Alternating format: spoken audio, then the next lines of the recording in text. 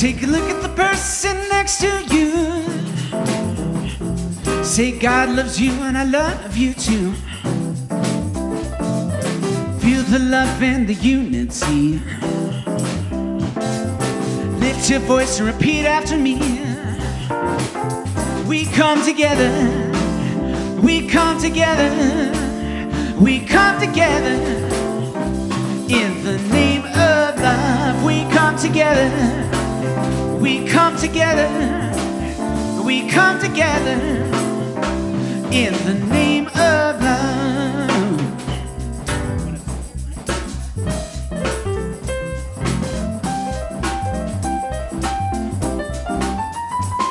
Take a look at the person next to you. Say, I recognize the God in you. Feel the love and the unity.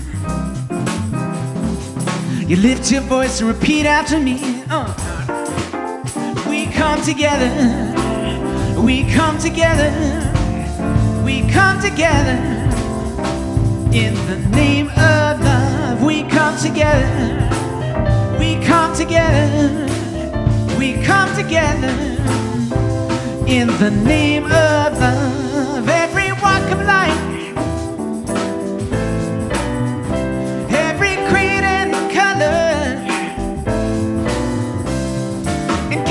We unite in honor of God and each other. Take a look at the person next to you. Say namaste, I bow to you. You feel the love and the unity. You lift your voice, repeat after me. We come together. We come together, we come together, in the name of love. We come together, we come together, we come together, right here, in the name of love.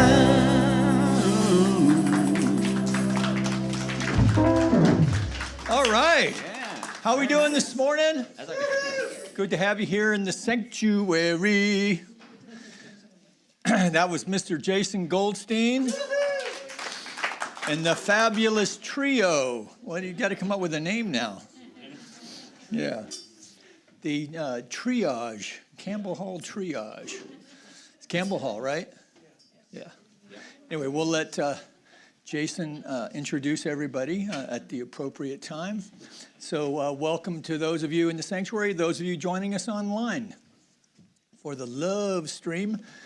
If this is your first time joining us, welcome. My name is Reverend Dr. Michael McMorrow. I'm the senior minister here, and we're coming to you live from the Center for Spiritual Living in Granada Hills, California. Come on, you guys, you can do better than that. 1, 2, 3, Granada Hills, California. That's better. And our presider this morning will be the wonderful Vinu. So let's give her some love too, shall we?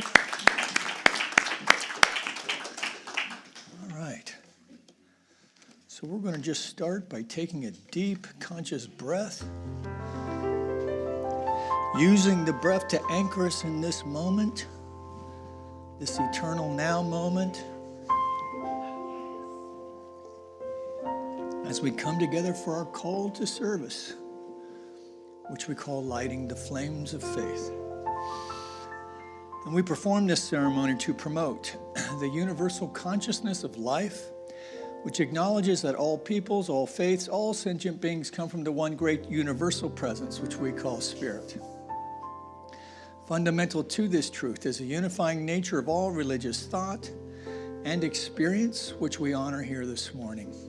So as Vinu lights the first candle, it's for the Tao, honoring the universal path of harmony and equilibrium, the natural way.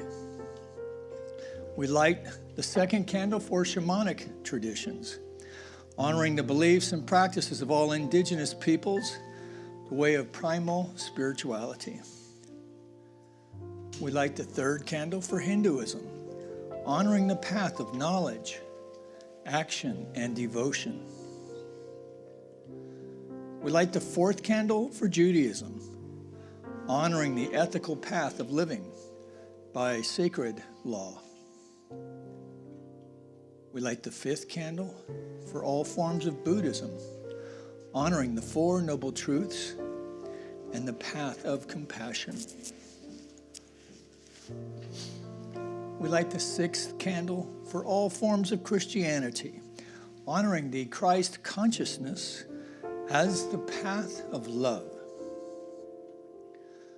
We light the 7th candle for all forms of Islam, honoring the path of submission to the will of God as the highest calling. We light the 8th candle for the universalistic religion of Baha'i, honoring the path of unity and peace. We light the 9th candle for all forms of New Thought, honoring the metaphysical path of mental healing through the practice of universal spiritual principles. The 10th candle we light for all those who are as yet unaware of the power and presence of Spirit in their lives, and for the space we hold for them here in our sanctuary, within our online community, and of course within our own hearts. And as Venu lights the healing candle, please put silently into the light the names of anyone you wish to have experience the healing flame of God's eternal love.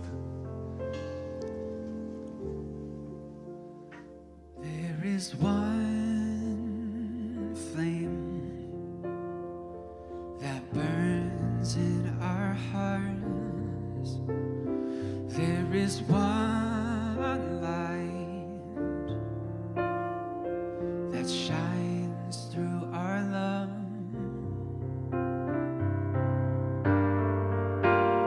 We light this flame with faith. We light this flame with faith. We find this light within our own souls.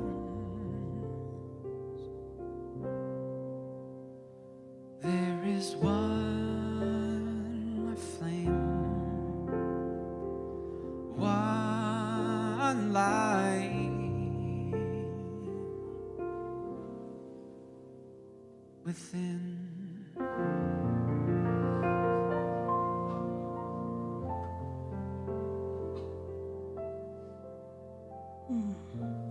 Let's just stay here together a few more moments longer, recognizing the one power, the one presence, the one universal consciousness flowing to, through, and as each and every person here today, whether in person or online, knowing that each one of us is united with this all that is, everywhere, all-knowing, all-powerful. Knowing that this unity reflects clarity and wisdom, love, connection. Knowing that today's service unfolds in divine perfection, that we are here exactly where we are meant to be. What a beautiful gift this morning is that we give ourselves, that we give our community as we gather heart to heart, open at the top, ready to receive, ready to share. I am so grateful for this community, for this Center for Spiritual Living of Granada Hills, for Reverend Mike, the musicians, our AV team, and each person here today, for it takes each one of us for this beautiful co-creation to unfold. It is with this full and grateful heart I release my word to the law, knowing it is all done, knowing it is all love. And together we affirm by saying, and so it is.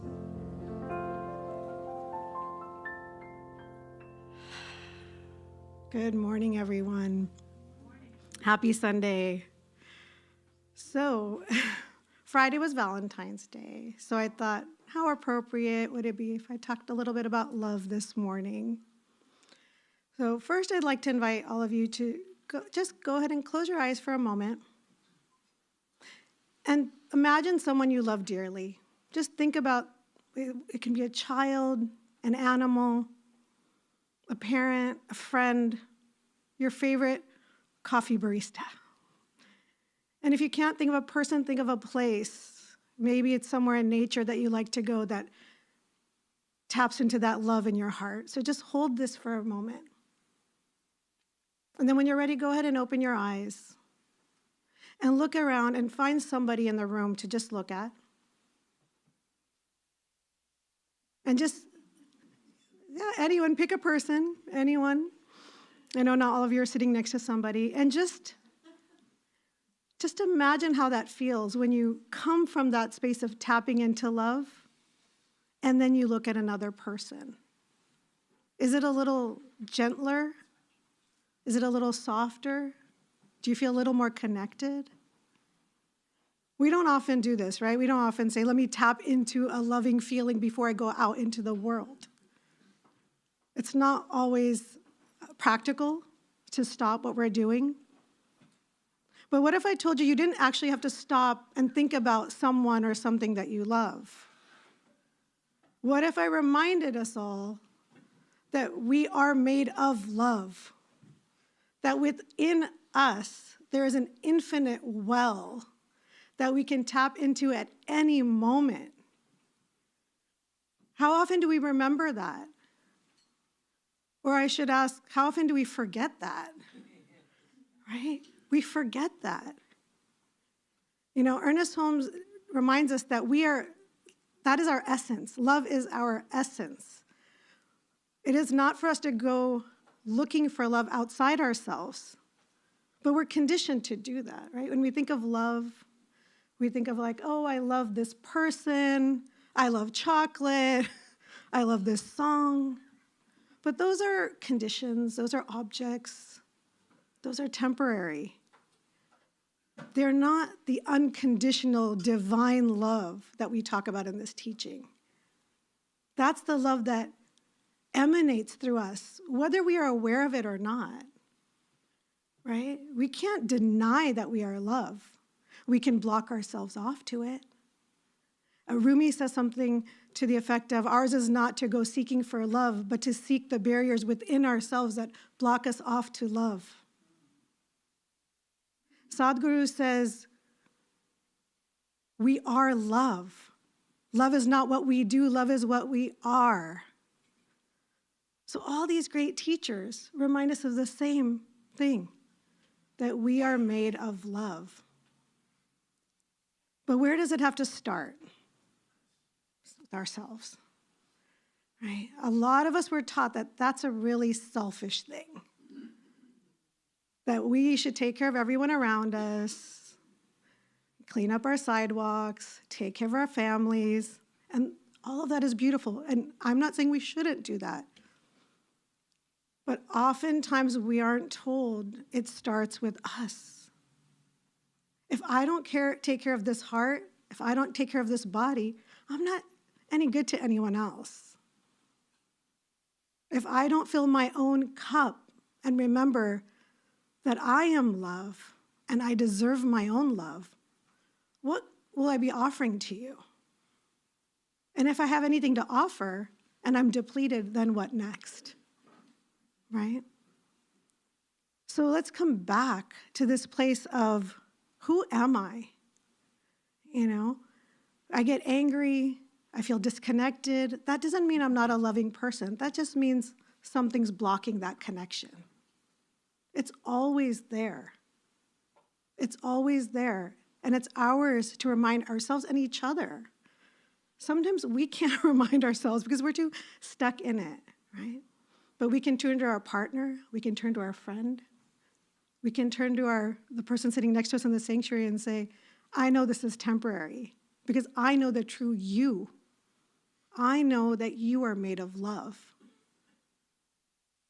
And it's easier to do with people we like. Right? It's easier to do with people in the sanctuary. But can we practice a little bit more when we move through the world? Can we practice it with the person who cuts us off on the freeway and say, you know what?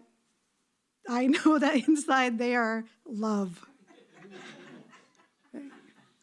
Right? I mean, that's where the practice is. This is called a spiritual practice, not a spiritual perfect. It's not a spiritual I'm done. Give me a medal, right? I've been doing all these practices and classes and teachings for decades now, and I do think the younger version of me thought I would just get like a certificate and I'd be done. And then I could live this like really easy, peaceful, joyous, all the time life, because that's what you do once you get a certificate you can hang on the wall, right? But I'm learning that's not it. We just keep advancing and advancing. One of my mentors, she says, you've decided to sign up for the PhD course in life. And I think a lot of us here chose that. But it's okay, because we have each other, we have ourselves, and we have the knowingness that love is all we are. Thank you.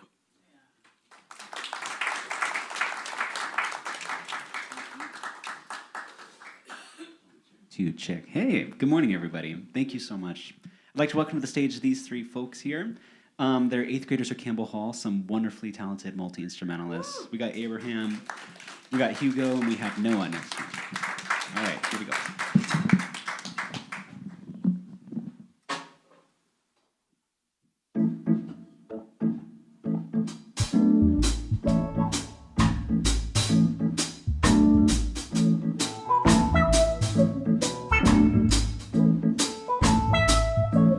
Don't worry about a thing, 'cause every little thing is gonna be alright. Don't worry about a thing, 'cause every little thing is gonna be alright. I rise up this morning, I smile with the rising sun.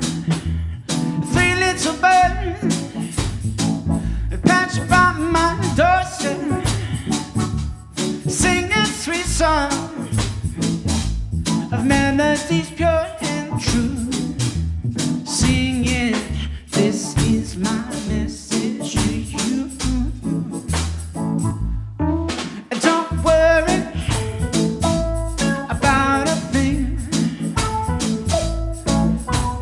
every little thing is gonna be alright. You're singing, don't worry about a thing,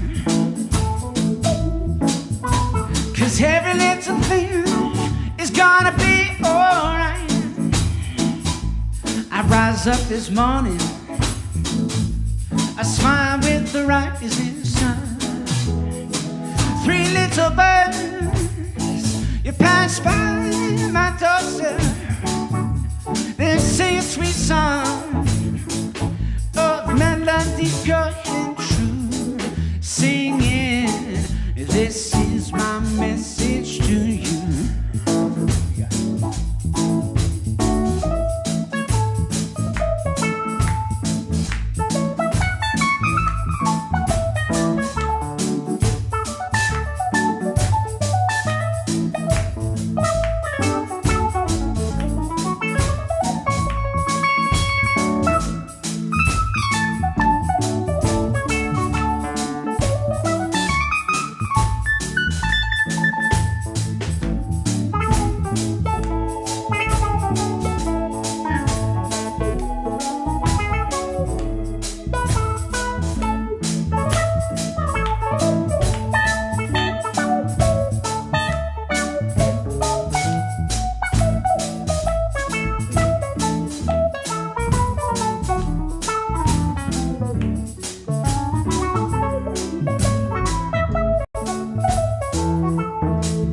Don't worry about a thing,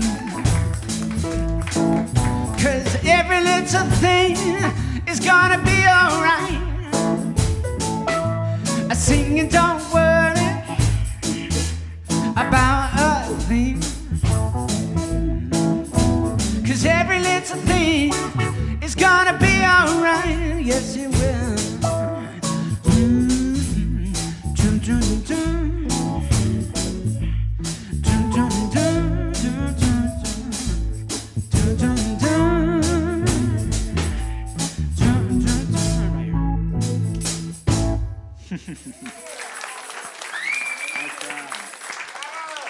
Yeah.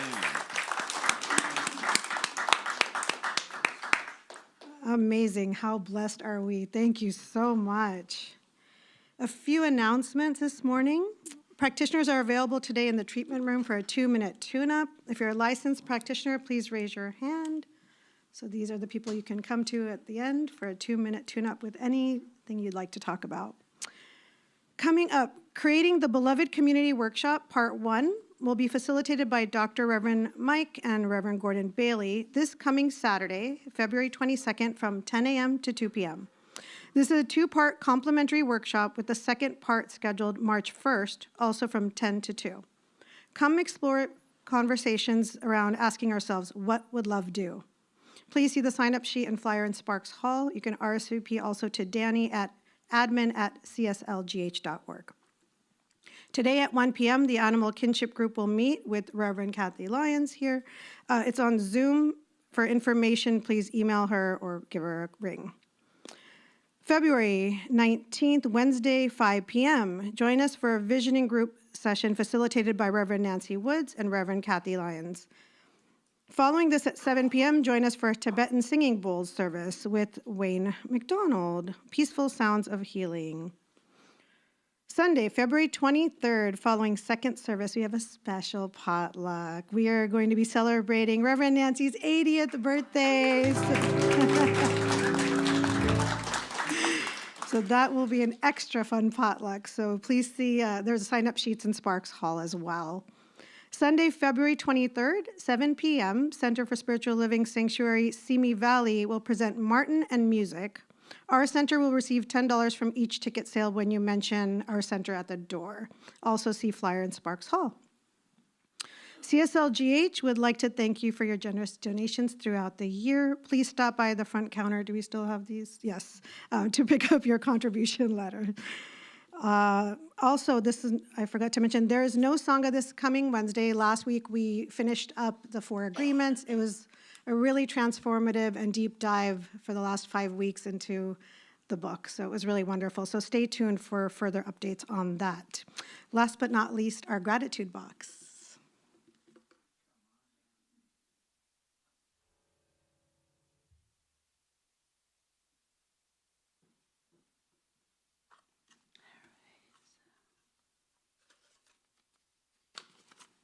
Says, what I'm grateful for is Quadrant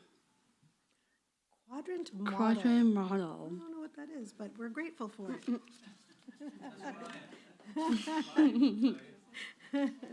Thank you, thank you. Oops.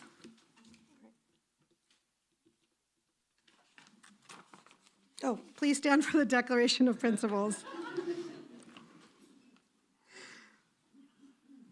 We believe in one universal spirit manifesting through all, natural and incarnated in us.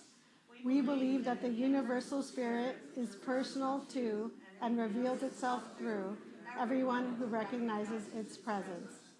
We believe that our faith operates upon a law of mind which automatically manifests in our experience according to that faith.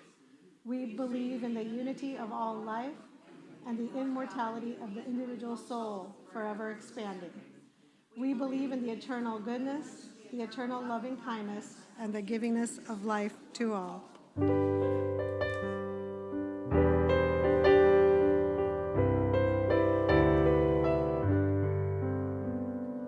I am a light, I am a light, I am a light in this world.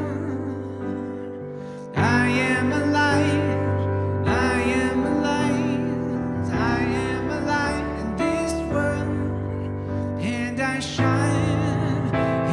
shine, yes,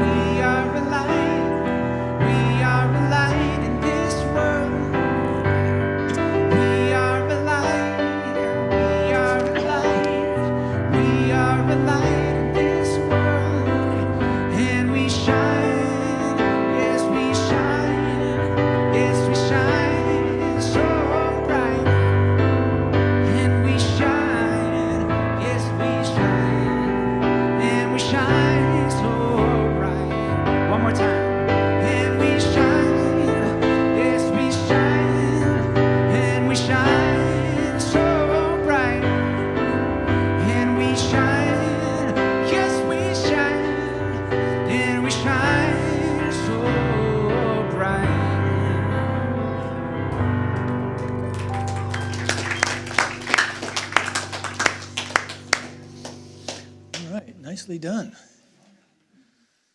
Got a bit of a frog in my throat today. Nice job, guys. Let's give the crew some love.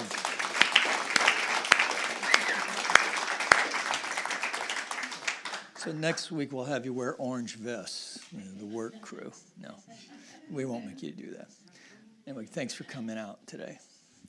And thank you, Mr. Goldstein, for bringing your fellas in. It's the wrecking crew. They're awesome. Yeah, the wrecking crew. We have our own wrecking crew. So you guys know who the wrecking crew is? That's a big compliment. Mr. Goldstein will tell you about it later. That's my fault. All right.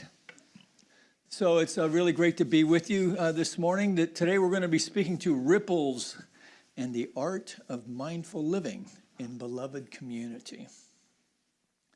And this talk title comes from the talk notes from the Centers for Spiritual Living. We're kind of on a semi-parallel path, but today it really fits quite nicely with our own focus this month of building beloved community and the workshops that Reverend Gordon, who spoke at the 9 o'clock, Reverend Gordon and myself will be conducting. So I'm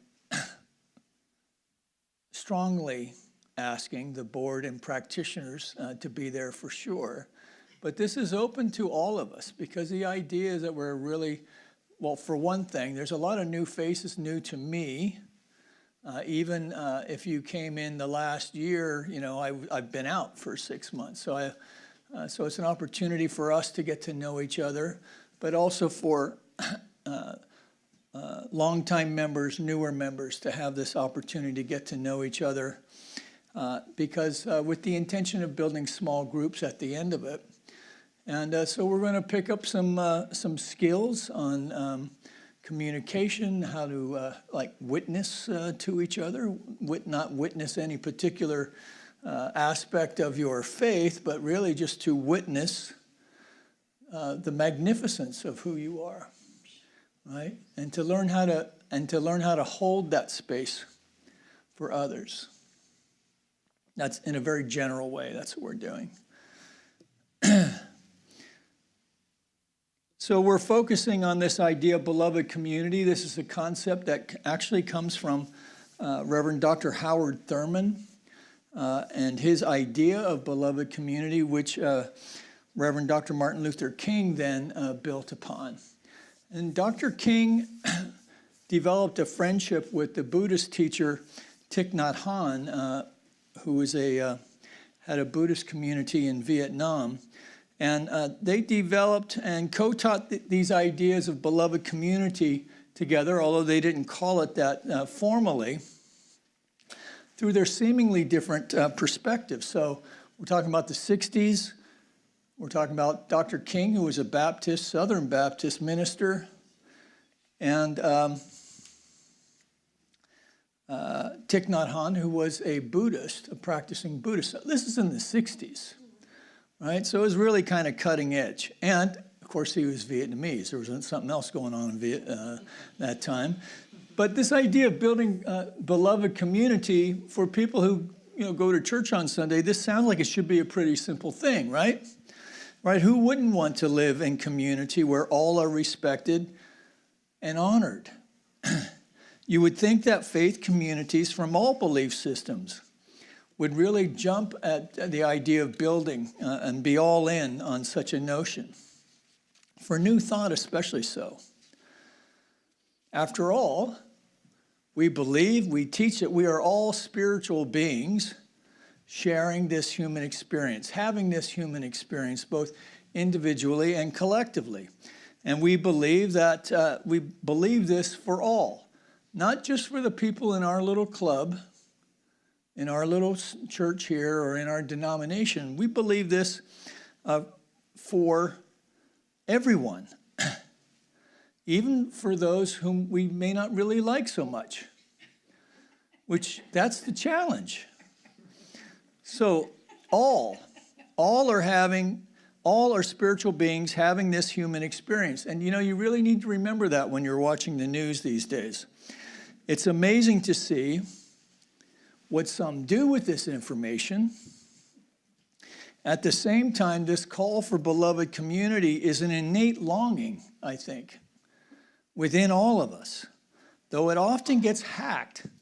It gets hacked by these exceptionalist notions of superiority, right? So it's not enough to be enough. You have to be better than, or we're less than, or we're afraid that we're less than, or we're afraid we're not enough.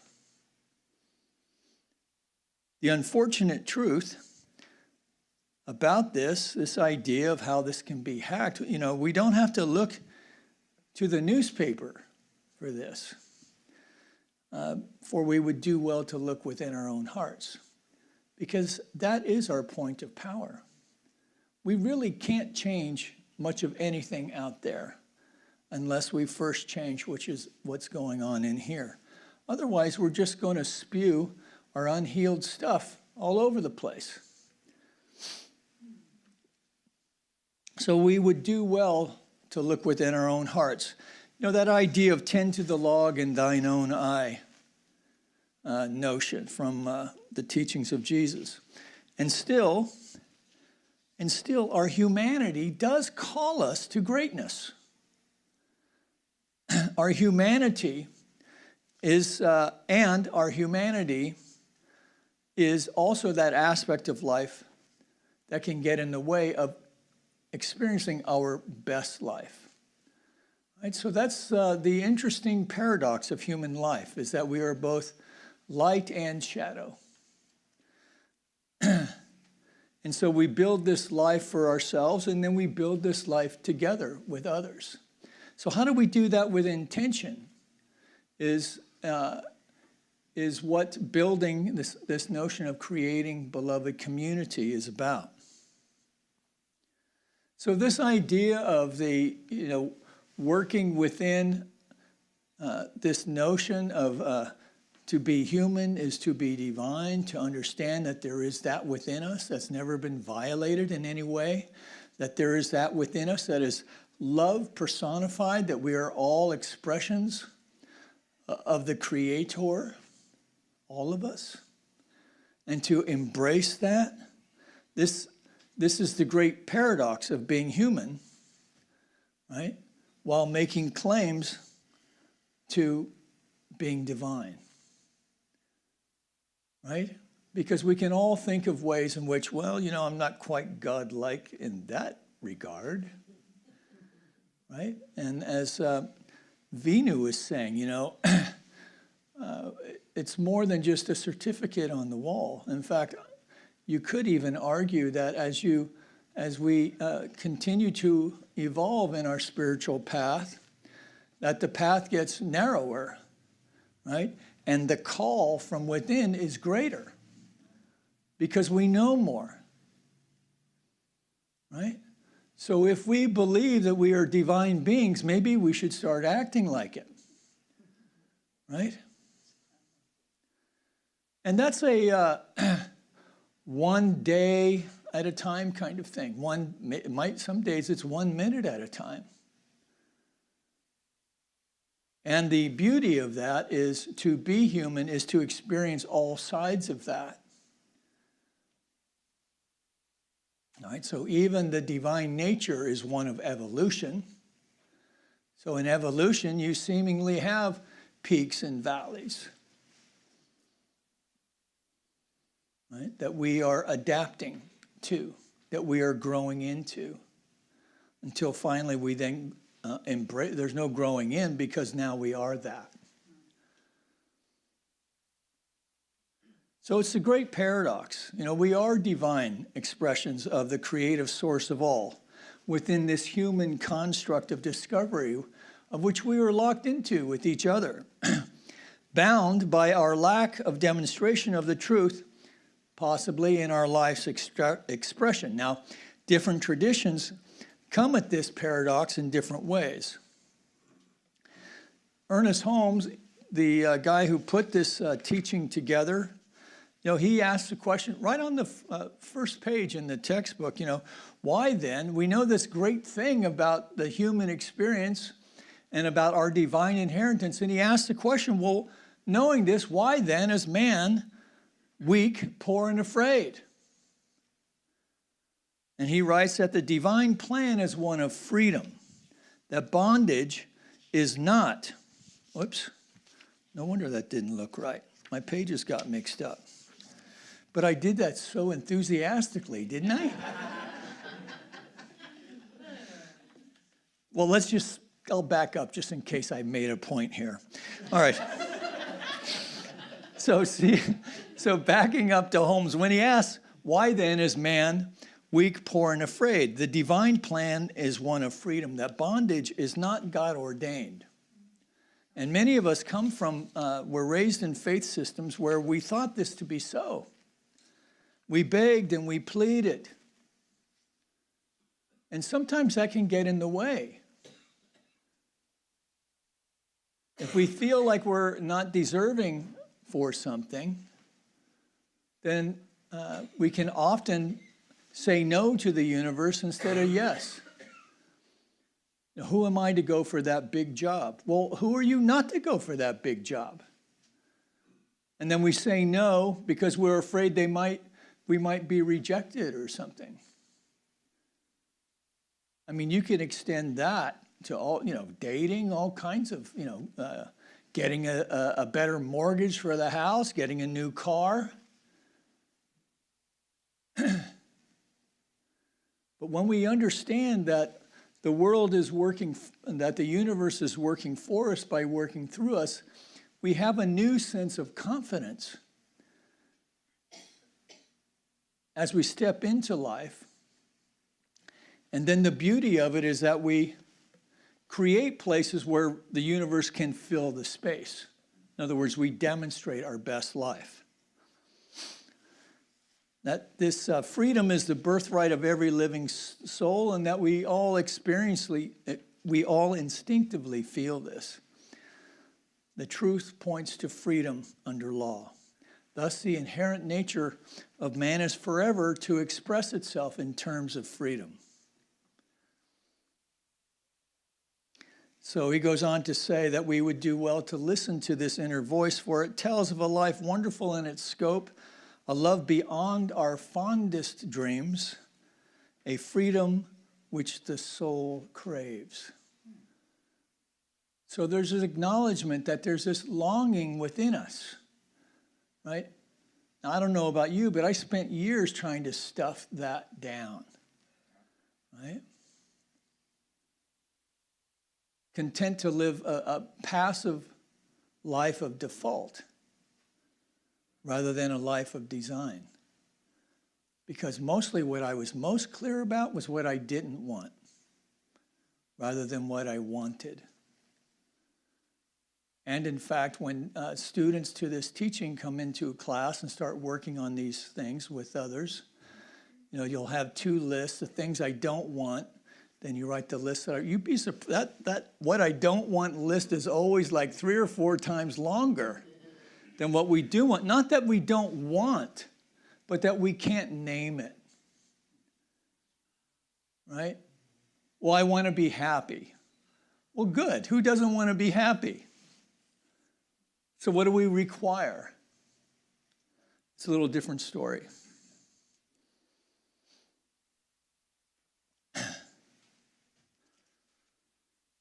So I was thinking about the ways that, differences in religion. So in the Christian tradition, there's this idea of the Great Commission, which is out of Matthew, to go and make disciples of all nations, versus the great paradox, right? This that we have in religious science, this notion that we are both human and divine, that we are divine beings expressing our humanity. This Great Commission is a call to action requiring individuals to spread spiritual truth and enlightenment. In Christian theology, this is about evangelism, sharing a message of salvation. From a science of mind lens, however, this can be reframed as spreading awareness of divine principles of love and higher consciousness rather than a doctrinal belief system. Instead of converting people, it's about awakening them to their divine potential. This is that notion of freedom. Well, some people are comfortable with the shackles on. My dad used to talk, the thing that I like about being a Catholic is I know what's expected of me. The thing that I liked about being in the military is I knew what was expected of me, right? That he just had to kind of, live fully in the boxes that he was checking. And he was a good guy. He was a good man. He was a faithful man, all of these things. He also was a very contemplative fellow also. So he took these things seriously, and maybe that's where I got this stuff from. Even when he was a pain in the backside about it. So instead of converting people, it's about awakening to their own divine potential. This also is what creating beloved community is about, is we're meeting people where they're at. We're not trying to sell them on how to be anything different than they already are.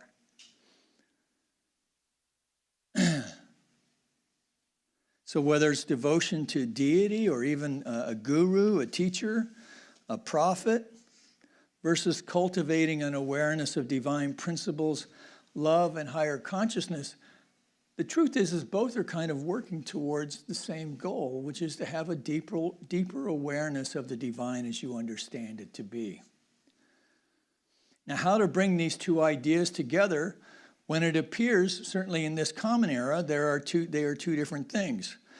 And I was thinking about Salam when I came across this, because there's a story from Chi-Town. Salam's hometown, also Marcy's from Chicago. We have a few other folks from Chicago. There's a story from Chicago in the 60s that illustrates the willingness of two courageous religious leaders to explore this idea. So in Chicago, Dr. Martin Luther King met the Buddhist monk Thich Nhat Hanh in person for the first time on May 31st in 61. Look how young Thich Nhat Hanh is here. He looks like he's 14. The two met in Chicago. They talked with moral urgency about the war, the Vietnam War at that time. It's kind of sad that there's all these wars that I even have to say Vietnam War, because we thought that was going to be the last one back in the day. And instead we had some kind of national, whatever. So they were talking about the moral urgency about war and the imperative to foster peace, freedom, and community in the United States, in Vietnam, and internationally. This is 66. So when Dr. Martin Luther King marched downtown, this would be a year later, to protest against the Vietnam War, he and Thich Nhat Hanh, they also met in Geneva before this.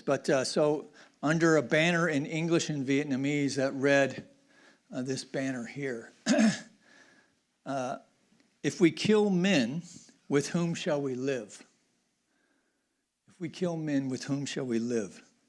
Thich and Dr. King shared the insight that it's not other people who are our enemies.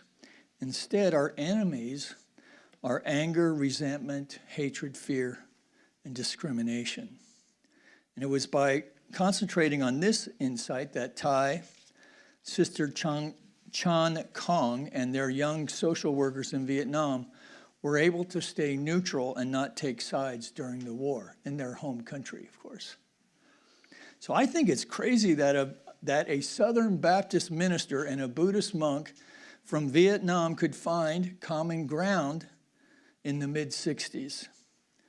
But Dr. King was not a typical Baptist minister. And, it was a crazy era in the Vietnam War. So the Tet Offensive happened in January in 68. This demonstration happened in 67. He met with Thich again in Geneva, and sadly, Dr. King was assassinated in April, just a month later. And I've often wondered how the world would have been different had Dr. King lived. And because in many ways he was kind of the moral conscience of the country at the time. And I knew that even as a kid, even though I remember hearing my mom and her girlfriend talking about how he was a communist at the time. But that's also kind of a reflection of the era, right? Because it was the fight against communism, which was supposedly why we were in Vietnam to begin with.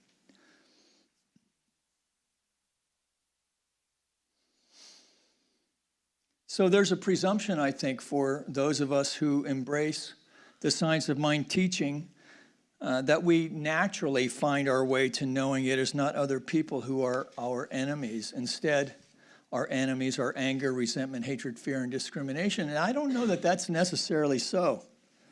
I think a lot of folks kind of, this umbrella that, we are one with God and that I now know the truth, and think, well, that's it, I'm done, right?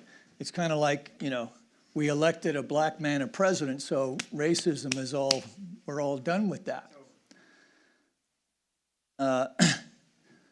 Perhaps it's because we presume that by simply say we are one with the Spirit, we think that's enough, but it's not, right? It's not the same thing as demonstrating it. We have to do more than talk. And that's another one of the points of this Creating Beloved Community workshop is going to be, to explore what that means. So why is this so? Well, Thich Nhat Hanh said that people normally cut reality into compartments and are so unable to see the interdependence of all phenomena. And still, to see one and all in one is to break through the greater barrier which narrows one's perception of reality or the attachment to the false view of self. And we all have that. We all have this mental construct of the way that we see ourselves in the world. And some of that is spot on, and some of it is delusion, right? Some of us think we're a lot nicer than maybe we really are, right? And some of us are maybe a lot nicer than the nasty way that we see ourselves also, right? It's a mixed bag. So Thich Nhat Hanh says that love starts with observing the body and the mind. All of us have some kind of suffering. All of us are suffering from some early trauma somewhere, and maybe not even that early, right? Sometimes it's just about getting, cut off, trying to get on the freeway. So what this tells me is that there are deeper levels of experience, deeper levels of experiencing longing to express themselves, and that I have some work to do. And this is so important for dealing with others because we get these unconscious cues from each other that either build trust or fear. And so I'm just going to make this last point because Resmaa Menakem, who's done a lot of work with interracial healing workshops, teaches communication skills. So he's written a couple of books. The one that I'm most familiar with is My Grandmother's Hands. But he talks about that this notion that love and trust are ways of being with someone, ways of being in the world, and ways of being in your body. Right, so this is called a somatic, paying attention to, or somatic teaching, if you will, that we experience love and trust in our bodies. And I had to tell you, I had to sit with this one for a while when I first read it. And he goes on to say that for me to love and trust you, my body needs to sense that you deserve that love and trust. And your body will need to sense that same thing about me. And so the point he makes is that this is visceral and not cognitive. And this is, I guess, the point that I'm actually trying to get to, which is that one of the nice things about the science of mind is you can hang out in the mind part and be totally cool, right? But if we really want to be effective, not only in the life that we're demonstrating and the life that we're demonstrating with others, we have to get that and become comfortable with the feeling aspect of life as well, and allow that whole thing to be integrated as an expression. The things that we feel fear about, the things that we feel joy about, that all of it is grist for the mill, and all of it goes into the mix for helping us to build our most effective life. So join us for Beloved Community. We're going to be exploring some stuff. Hopefully, my job is not really to come in and make you guys feel good every week, right? My job really is to provoke you, provoke you into ways of thinking that you go away from here, and then later on you work some stuff out and you go, wow, that was actually 25 minutes well spent last week after all. So let's take a deep conscious breath as the musicians get ready.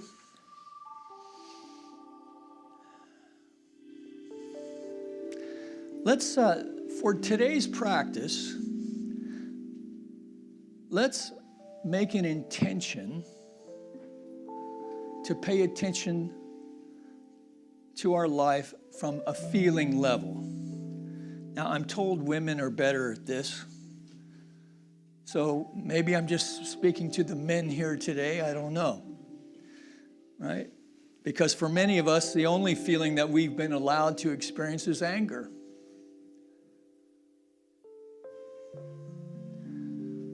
But what if we could imagine those hard places within ourselves,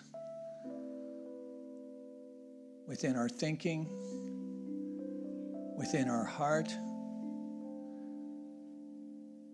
Allow ourselves to feel what's going on there.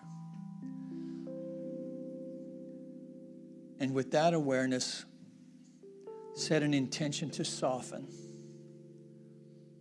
Not in some kind of passive snowflake kind of way,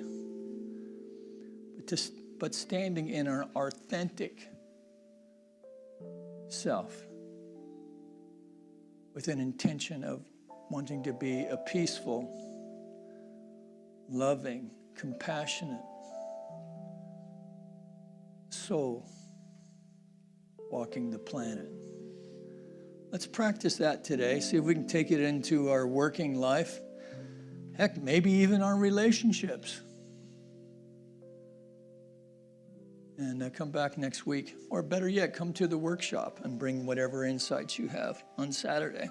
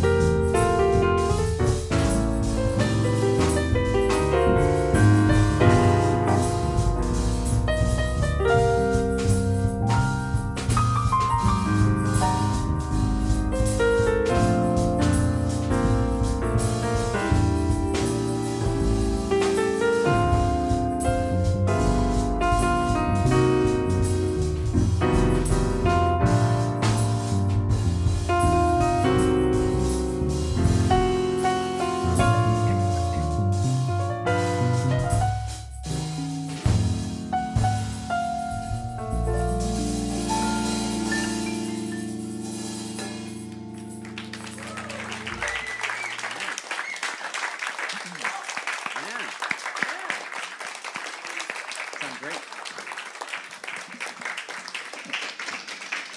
Dude, you can play. Nice job. Yeah, I have a feeling the Tulane music department's going to be picking up a few guys in a few years. See if Mr. Goldstein starts working them early. Yeah. Nicely done, guys. Let's give them some more love, shall we? All right, so as I asked Chloe to bring up our offering basket, I'm going to ask those of you joining us online if you want to take a moment. And if you're going to if you're going to be donating cash and want us to track it, that's what those envelopes are for. But please write the amount on the outside so that we can keep track of it for you. And your name, your name and the amount. We don't just automatically put your name and $100 down there, just so you know. All right, so let's go into our song. Spirit gives through me, Spirit receives through me, Spirit lives and breathes through me. Spirit lives and breathes through me. Spirit gives through you, Spirit receives through you, Spirit lives and breathes through you. Spirit lives and breathes through you. Spirit gives through us, Spirit receives through us, Spirit lives and breathes through us. Spirit lives and breathes through us.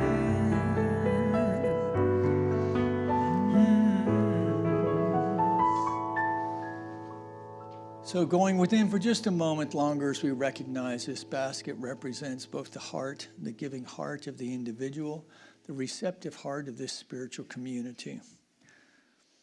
That generous heart of the individual who knows and knows that they know that God is our source, our substance, our supply. By whatever avenue your generosity finds its way here, through online giving, through the mail, or here in person. So now we as spiritual community accept these gifts with deep respect and love, knowing together they go forth to heal, to prosper, and to bless not only this spiritual center, but anyone connected to it in any way. From this place of gratitude, we extend a blessing upon our community of Granada Hills, our city of Los Angeles, our state of California, our United States of America, all of its churches, temples, mosques, schools, universities, the people who attend them, the people who support them, that we know for our planet as well that in some crazy cosmic way,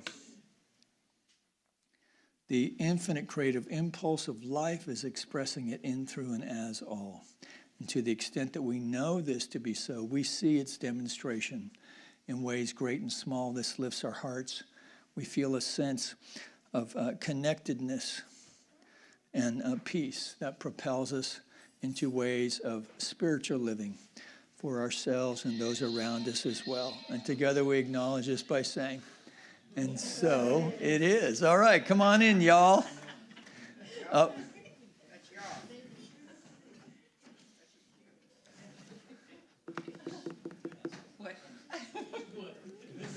We were just finishing. Hi, Kira. Nice to see you. All right, did you want to? Oh, okay. Yeah. Okay. We have something for you. Come on up. We found like 30 of these, or 24 of them, in the kids' room. We don't know what to do, so we're just going to show you something that we came up with. All right. Come on out. Who's trying to talk? Okay. I recognize that there is one power in us and with us and all around us. I declare love in my life. I declare kindness and love for family and friends. I declare I declare understanding. And we are thankful for each other and everybody here today.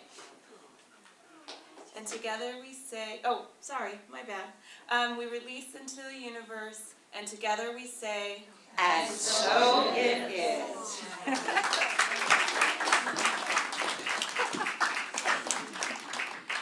Okay, we can turn them off now. Well, that was fun, right? Let's give them some love. So thank you, parents, for bringing your kids in. It's always nice to have children around. All right, so let's give the Campbell Hall Ensemble some love one more time. Thank you, Mr. Goldstein. Give Vinu some love, and you want to pray us out? And I'll see you next Saturday. Please sign up. There's a sign-up sheet for the workshop because food will be provided, and I'd like to have enough. But As we stay together just a few more moments longer, recognizing and basking in this oneness, this one mind, this one source, this one all that is, that connects each and every one of us, recognizing that we are united with this divinity. Each of us unique and perfect expressions of this gorgeous, glittery God stuff we call love. Knowing today's service unfolded in divine perfection, that we leave here with our hearts expanded, our minds open, connected to each other, connected to our world in greater and greater ways as we leave here today. Recognizing this gift of community, our hearts filled with gratitude for each person that come together to create this beautiful space. It is with this full and grateful heart I release my word to the law, knowing it is all done, knowing it is all love, and together we affirm by saying, and so it is. Please join me in singing the peace song.